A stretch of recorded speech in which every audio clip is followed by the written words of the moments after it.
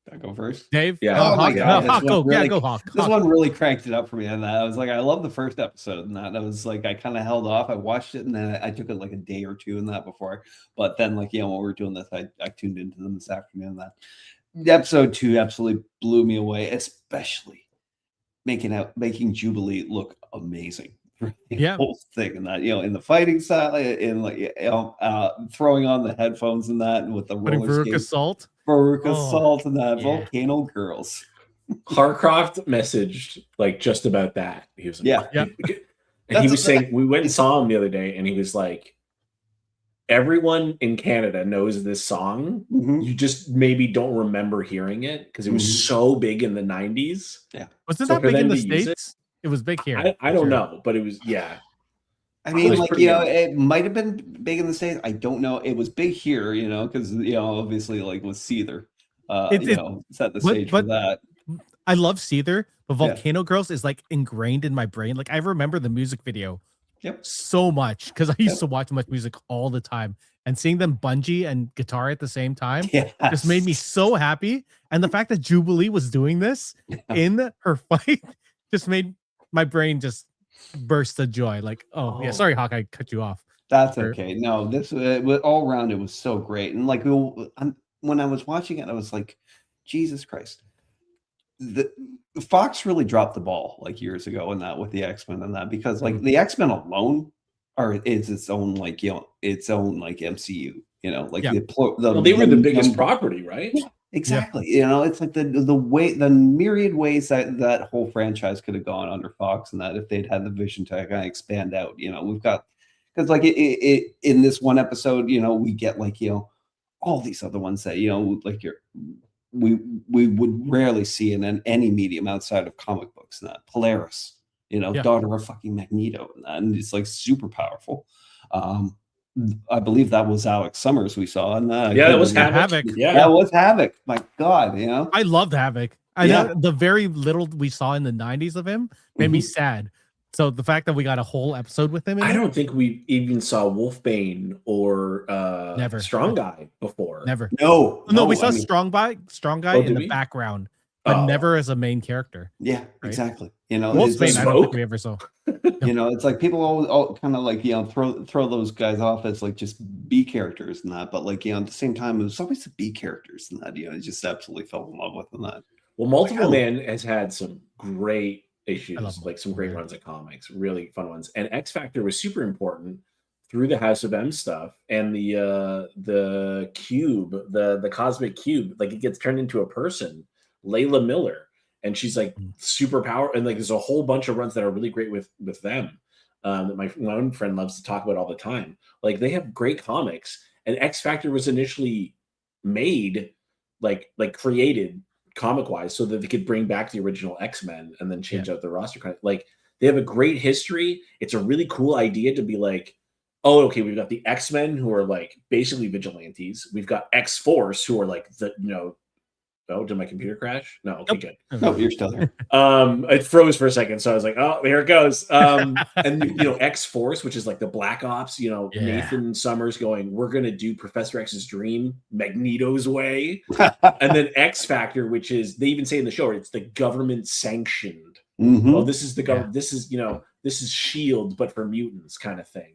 Yeah. And so like you get 3 distinct cool stories, and oh God, it was, and then fighting each other. Oh, classic. Oh my God. So good. And Jubilee just ripping on him, like, oh, you're discount Cyclops. Like that's his little brother, She was brutal. She was so funny. How, like, because we got that little quick montage, we get to skip to, because we've never had Jubilee be a badass. She was always so useless, right? And you have 5 seasons. And she's like the first thing they learn, and by the end, she still hasn't learned to use her powers or anything or fight at all. And now she can like single-handedly take on a whole other team. Like, finally, like she's a badass. Yeah. Not to mention she had that whole episode last season, right? Where she older her.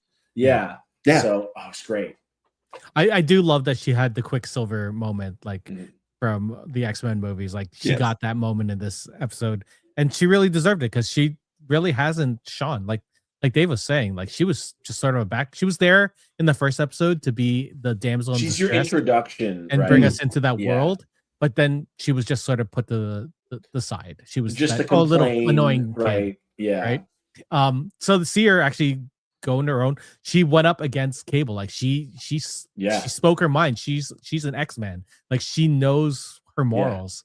I loved it. Like she was the fact that she could stand up to Cable, to Havoc, like all of these big personalities in the X-Men universe, and to stand her own, like that was a solid movie. Like the showrunners get it. They took Wolverine and said, "We've seen enough.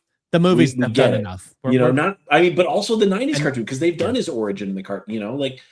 Okay, who did we bring up last season? Gambit. Give Gambit his due, and everyone's like, people are crying for Gambit, right? And then we're going, "Whoa, Julie's a badass!" Like, it didn't take much. It just took people who understood the characters to bring it. Like, oh god, I hope I know I said it in the chat. I'm like, I really hope they can, when they're done with this, they start going to other properties and Avengers and stuff. Like this episode and the last episode show they can build a bigger world, right? Yeah, you see Morph turn into Thor. Like you're just sitting there, and you're like, well, just do it. Just that hammer was part of his body. Like, I guess. But like this one, we have X-Force, X-Force, and X-Factor. Like, I want to. Are we gonna get Excalibur? Because I think we saw. Oh my god, Captain Britain! Just give me him. Just give it. Oh my god, yes. Like we've seen bits and pieces of this world. Just expand it. You will just take the money. We will stay subscribed to Disney Plus. It's for the animated Marvel universe, because I'd be way more excited. My partner's watching. Yeah, like that's how good it is. My kids started watching X-Men '97 because of me, and I'm like, okay, let's just watch Spider-Man from the '90s. We're gonna watch Fantastic Four. We're gonna watch the Iron Man one, the Silver Surfer, because Silver Surfer was the best one out of all of them. But like they're gonna love they love Spider-Man already. They're gonna love that. So good. Yeah, like they even made the Clone Saga better. Yeah, like like I don't know. It's not a good I don't know why. It's crazy, right? Because we literally had a decade of some of the best television that was dominated by Marvel. We basically, other than Batman the animated series, I guess we had like a little bit of Justice League and stuff. Superman was good too. So we had 3 shows. We had like 9 Marvel shows, and they were all good. I mean, Avengers was maybe the worst, but I still watched it. I loved it. It had a season, and then they made the movies, and you're like, no. They showed you how good it could be. When we had Sam Raimi Spider-Man, but like X-Men was so cheesy, like they just couldn't commit. But Spider-Man committed and showed you how good it was, And it's taken us until now. Like now we finally have like Wolverine and the yellow. Like what? We got 2 Dark Phoenix movies, and none of them can hold a candle to the '90s animated version of it. And we had said this multiple times. Like you have to show good Phoenix before you show bad Phoenix, or we won't care. There's no point. Nobody cares. No one will care. No one cares. So will we see it in the new MCU? We'll see when Spider-Man comes out and we meet Jean Grey. They're smarter than that. They've for God's sake, I assume Sadie Sink is gonna be Jean Grey. I don't know. Right. I think I think they're just gonna start tossing. I think they're gonna toss all that. I honestly think Hugh Jackman's probably gonna do like 1 or 2 more Wolverines, and he'll be gone as well. Yeah. I don't think he's gonna be 65. Like RDJ is 61, and he said he's already done with Iron Man. Like because he's Doctor Doom now. Well, he's Doctor Doom. But like, how long? Is he gonna play Doctor Doom for 20 years? I assume this Doctor Doom. Done. Oh my god. They're gonna get rid of Doctor Doom, and he needs to be Fantastic Four anyway. Well, he'll be Thanos. He'll have 1 movie to set him up, and then 1 movie, to defeat him. Yeah, don't worry. People are gonna be pissed when he like 1-taps whoever, like Thor, Hulk, whatever it has to be. It'll be Thor. We know it's gonna be Thor because Thor's beloved. Thor has to lose more. There was a synopsis that it was like Thor's gonna lose blah blah blah, and it's like, who's he got left? He's got his kid. His kid is the last thing. His kid away? That's messed up. That's messed up. No, they're gonna kill Thor, and the kid will have lost everything. That's what we're gonna do. I and then the mean, kids if you're rise up in gonna the second do movie. Young Avengers, just Young do Avengers. Young Avengers. Just That's do where it. they're going. They're gonna go there. They're gonna be 35. Everyone's gonna die in the last Avengers movie, and then we're gonna have all the young kids. We're gonna have Young Avengers. We're gonna have the X-Men, champions and runaways, and then Moon Knight will show up finally, right? Because No, Moon Knight, I he don't was so think- good. I Let's know, bring him but I don't back. think it's happening. We're gonna go to episode 3, which is called "The Rise of Apocalypse" Part 1. How many parts will this be? We don't know. It would be really funny if there was no part 2, though, right? Oh god. Like There's that only- would be to fuck people up. There's only 2. There's only 2 parts, so it concludes next week No, or this week. This week. This one, we jump into the past, and way back, and we meet a younger, less villainous version of Apocalypse back when he was named Ensaba Nur. Before he became the conqueror fans know and love. This episode highly leans on the dynamic between Magneto and the young Apocalypse, which was really cool. I really like that. And their dialogue, and performance, and how Magneto tried to turn Apocalypse into a hero. Like the whole episode, this was his point. This was his penance for all the crap that has happened. Most of the episode, the X-Men are in the background. We see, Magneto and Charles talk a bit and talk about what they're supposed to be doing. Should we just go back, or are we trying to change Apocalypse for the better? Like, it's all the timey-wimey stuff that X-Men fans know. I thought it was really funny when they're like, we don't want to change things. We can't change the past. I'm like, you fucking do this all the time. It's all the time. It's your whole MO. This is what you guys do. What do you guys think of the first part of the young Apocalypse adventures? Can we remake Apt Pupil with Oh my god, Ian McKellen and Ian McKellen, who was in the original movie? Yes. yeah, But this time it's Oscar Isaac Isaac. as Apocalypse. I mean, it will redeem him from. And as far as I'm concerned, Michael Dorn can still be Ball. Yep.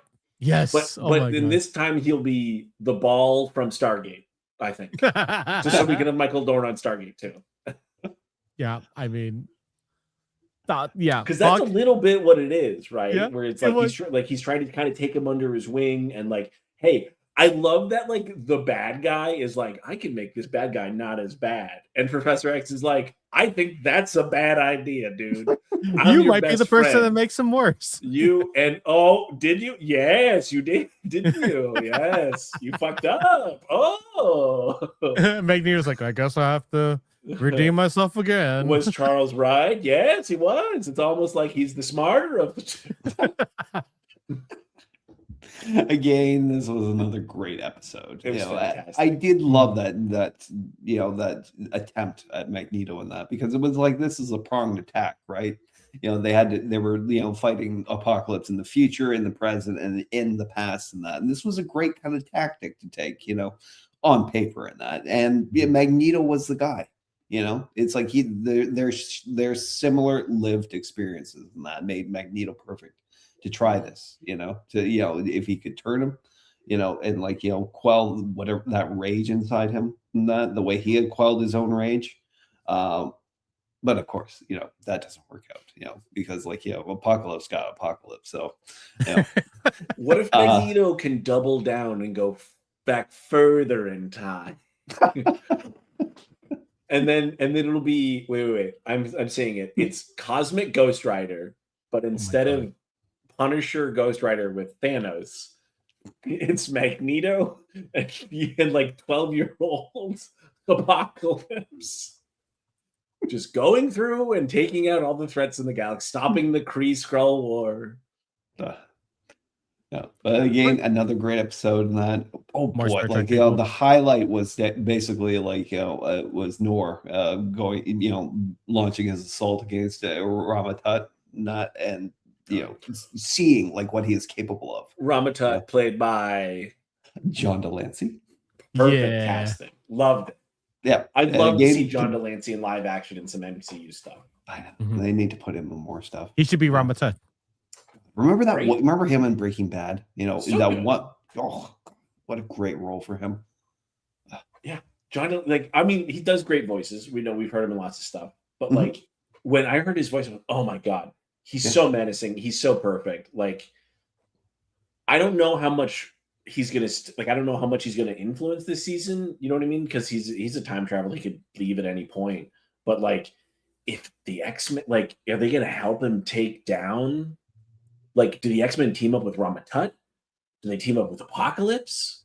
Like, do they just leave and then those two fight? Like, that's good. Like, that, no matter what, I'm excited for that. Like, all the voices are great, but like John Delancey's such a he's like Tim Curry. Like, he can just ooze evil if he wants, right? It's like they like, yeah. This is the question. Like, where do we go from here?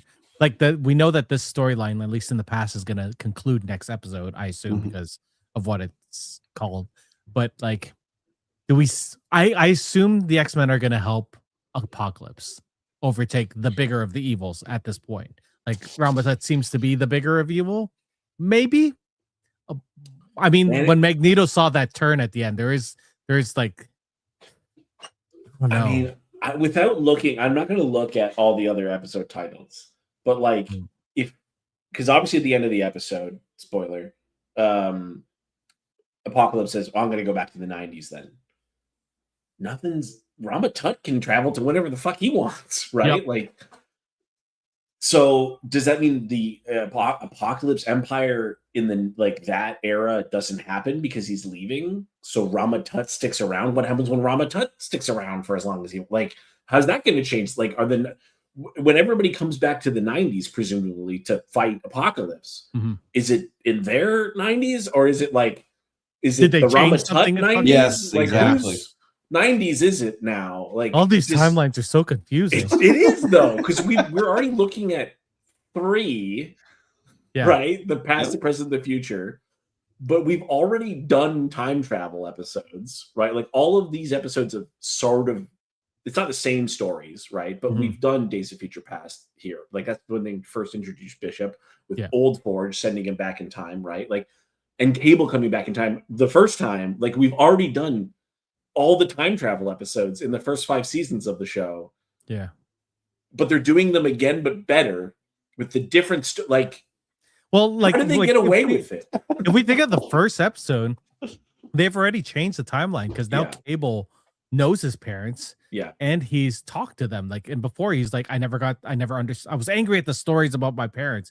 Like, now he met them and now he's like, does that change Cable moving forward? Or is this Cable Cable, but we'll have old Cable who's like gruff and young Cable who's like soft?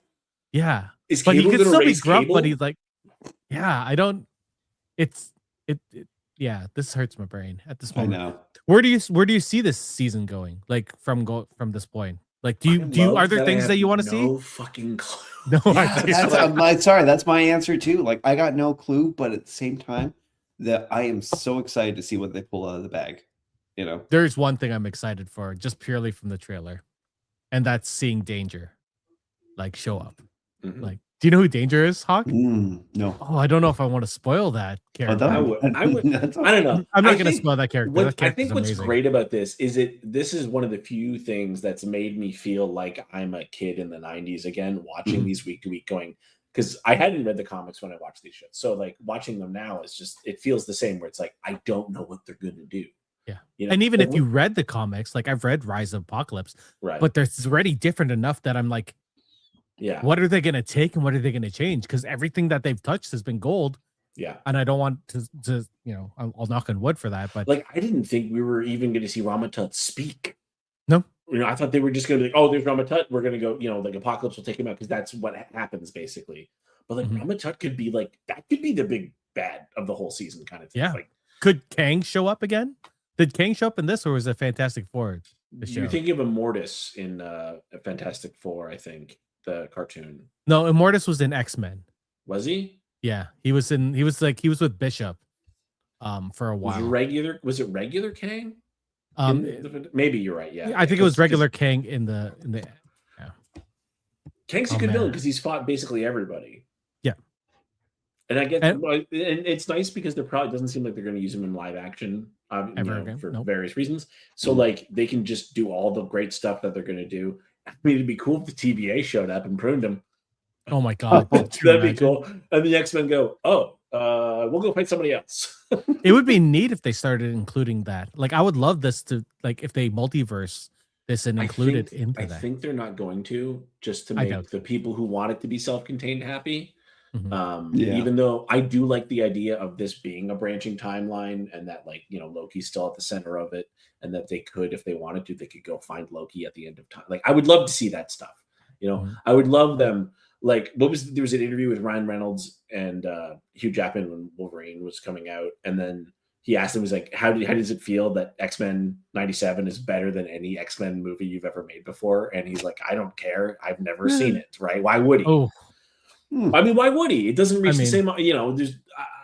Do you have more people seen this? Maybe. It's hard to know, right? Like, it's very rooted in our childhood in North America, right? So I don't know, but I hope this reaches way more people. That'd be great. I hope it gets bigger, so it gets to the point that they get dragged into it. Bring me Ryan Reynolds Deadpool in this show. Yeah. I mean, we just need what's his name? Nathan Drake. What's his Nathan Fillion? No, Nathan Nolan Drake North? from You want the Nolan Nolan North. North? Yeah. Okay. I liked him in the video game. I thought he's he was great. a great Deadpool. Yeah. So that's another game you can't get anymore on the digital fronts. Deadpool. Yeah, good Deadpool. game. By Activision. Yeah. Mm.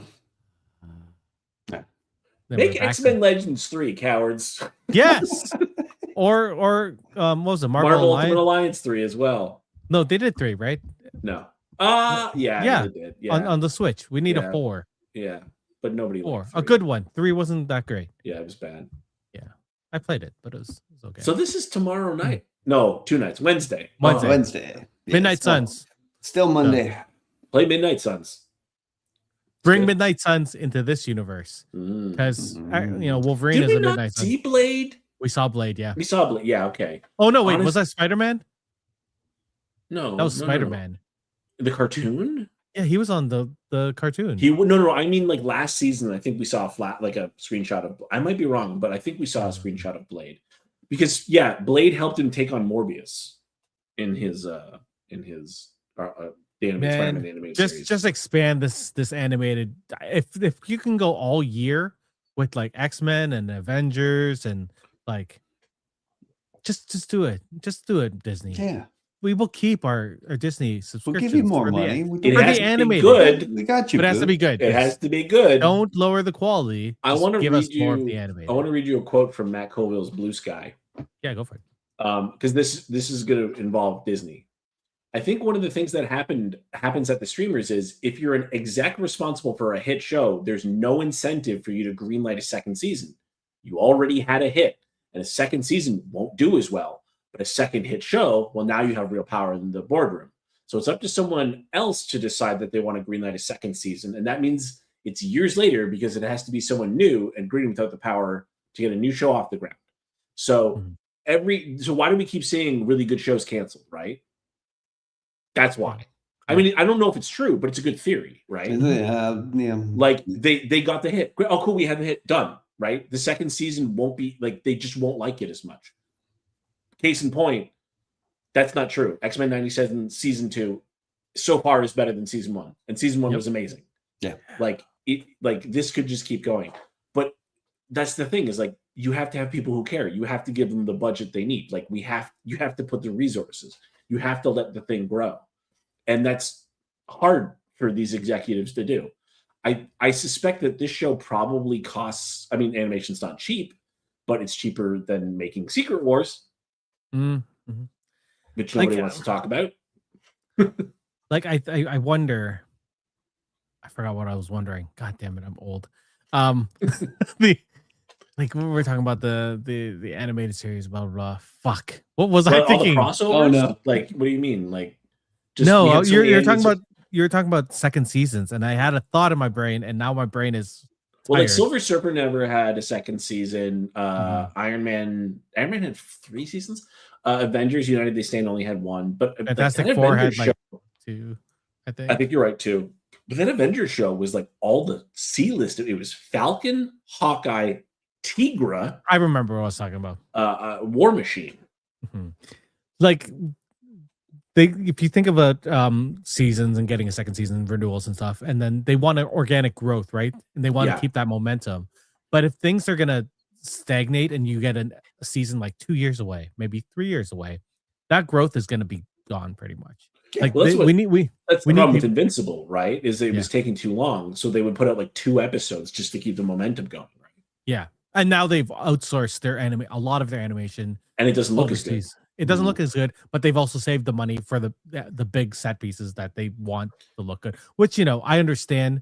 Like, but Dude, it's like watching Johnny Quest and like the part that they don't move and then they're talking and then it like shows them like that's how bad I think Invincible thing where it's like that was amazing. I think we were talking about that in the first episode. They're not showing their lips this season. They're like that action sequence was a lot of freeze frames for some reason. But like if they want to make X-Men go, like they need to make it yearly. Like that's what has to happen. Like we can't have like Game of Thrones where you're waiting like 2-3 years for something. House of the Dragon luckily will end next year. Yeah. And then that'll be it. And they've done, or maybe 2 years from now, who knows when they're filming that, right? But you get a smaller scale, something like the A Night of Seven Kingdoms, and you get yearly things, and that feels better. I think that's a big part of it is scaling it down because we don't need epic stuff all the time. Like you can do epic a lot easier in animation, but like what made Agents of Shield like season 3 or whatever, so is when they broke it up into those 3 season arcs so that you could take your writers and go, okay, you chunk or you're gonna work on 12 episodes, you're gonna work on 12, or you're gonna work on 10 or whatever. And by going like this season's only 9 episodes. That's one of the reasons this is better, right? Because it used to be 22. Like by scaling that down, I don't know if you guys know about like original Star Trek. The reason that you would have 7 episodes of garbage and then one of the best episodes of television that still exists today is because they would go, no budget. This is a great script. We're gonna make this script even better. We're gonna put all of our money into this script, and everyone's gonna want to watch the show because of this. And then you get that, and you get like Khan and stuff like that. And then you get episodes where they're like, "Yeah, see, it's Star Trek, huh?" Yeah. Like, and you're like, "Why are they fighting flying pancakes and Sam Kirk with a the mustache? Like, what is happening here? That's just Spock with a mustache. What do you mean?" And so by scaling it down, like if you have to do 6 episodes, that's fine. There's a reason in the UK they do like 6 episode series.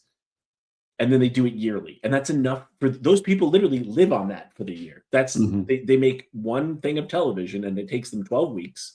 And that's how they can live their lives. So that they have time. Still. They're really good. There's a lot of really good TV, like Fleabag. Like, oh my God, Fleabag was so good. Like just stuff like that. You're like, wow, this is amazing. Yeah, you can do that here. You can do that. Yeah. And you can do that with X-Men and Avengers. Quantity versus quality.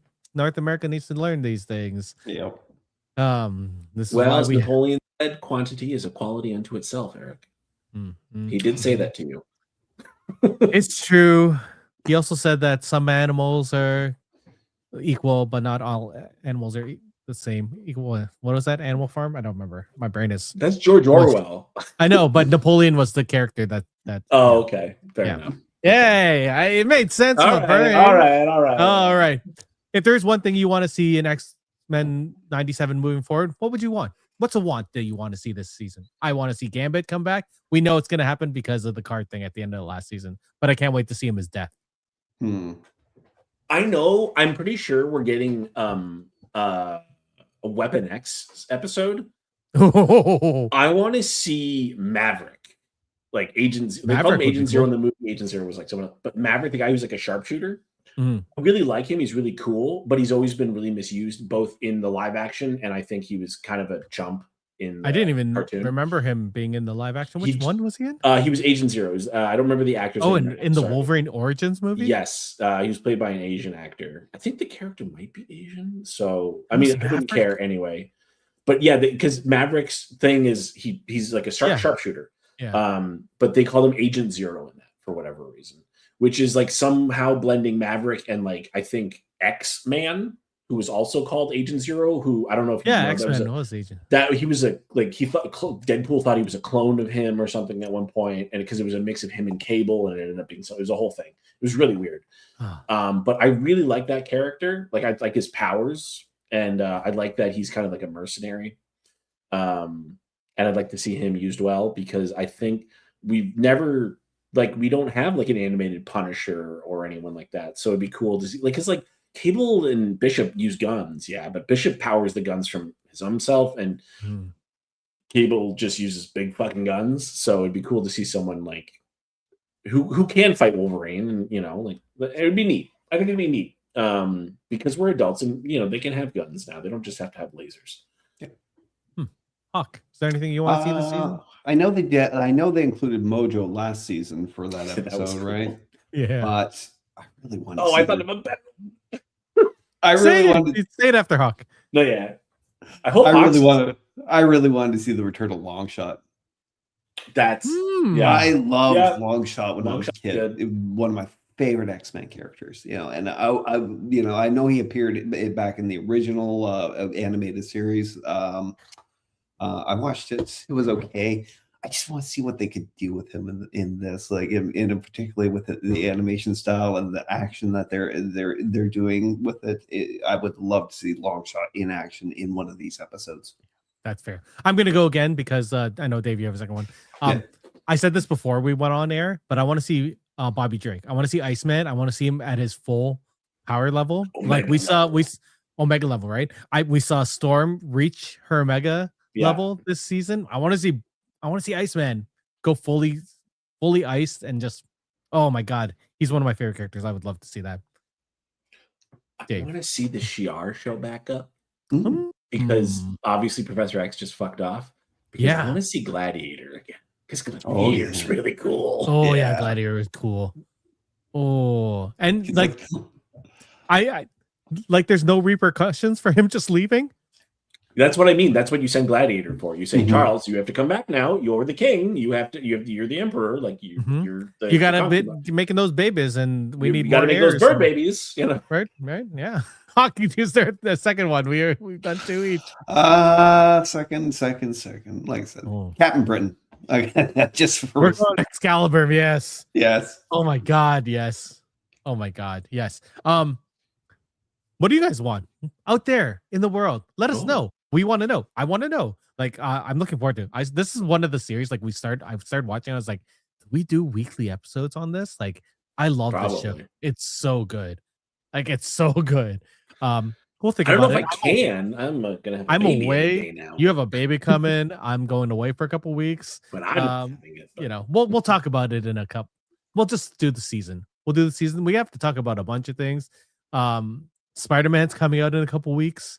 What else is coming Can't out? wait. I saw Supergirl. I really like that movie. That was fun. I wanna see Evil Supergirl. Dead Burn is coming out on the 10th. Evil Dead. We didn't talk about Masters of the Universe. That I movie was haven't even great. seen it yet. I really want to Mhm. see it.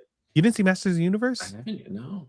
Oh man. We've been busy good. building cribs and Yeah, you should go check it out on. I heard the the- sequel I know, greenlit, even though they were saying it didn't do that well. Amazon has the ability to do that. They have the money, so I hope so because the organic. No, I keep on saying organic today. The reception of fans has grown a lot, even though it hasn't made as much money. So Mhm. I assume once it hits streaming, it's gonna make way more, or Yeah. they're gonna get the views. Like Project Hail Mary made a shit ton of money. They just dropped it on Friday on Amazon Prime, so now people are just watching that like nothing else. Amazon has the money to just say, let's do He-Man. If Yeah. maybe we but bring they She-Ra don't in the have the second one. money to make Stargate currently.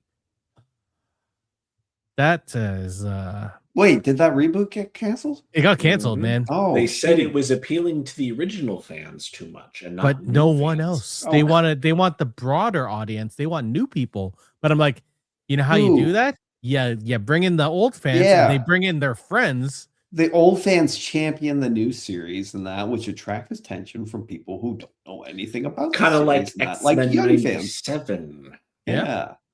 Or, you get the people that are like, we hate this. Why did this come back? And then they bring in people and they start loving it, like Battlestar did.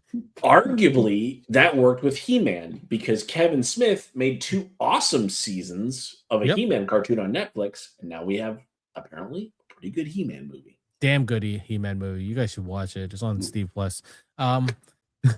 The Yeah, I don't know. We'll talk about something in a couple weeks. We're not too hard on this. This is summer. Yeah. We got to relax. We got babies on the way. It's hot.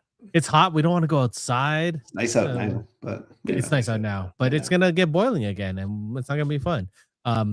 We have Star Trek coming up. Maybe we'll do a talk about that. There's a bunch of new shit coming out this summer. We got House of the Dragon. Maybe we'll do a season of that. Brent has his Survivor game show premiering in a couple weeks. He hasn't messaged me about that at all. No. And you know what? We should do a board game thing at some. We should play Maybe we'll do a board games game or something. Online, remember we played actually that was fun. That was fun. We should do that again. Yeah. We could. I have that here actually. So I have it right down there. Oh, all right. Yeah. We'll do something. We'll see people soon. Anyway, thank you, Dave. Thank you, Hawk, for coming and chatting about stuff that we talked about today. We will talk about stuff in a couple more weeks. Thank you guys out there for listening. We will see you guys soon. Good night. Bye. This is the Stuff Podcast. This is the stuff. Yeah, we like stuff. And the stuff says bye. It's over. Well, that's it for us this week on Geeks with Kids. If you want to get a hold of us, you can send us an email at podcast@geekswithkids.ca. And don't forget to like us on Facebook at facebook.com/geekswithkids. Follow us on Twitter at geekswithkidscn. Check out our pics on Instagram at geekswithkids. And you can find all of this good stuff on our website at www.geekswithkids.ca. So if you like what you hear, why don't you hit that subscribe button and leave us a comment. This podcast can be found on iTunes, Spotify, Google Play, Stitcher, YouTube, and your favorite podcasting app. Thanks again for listening, and we'll see you next time.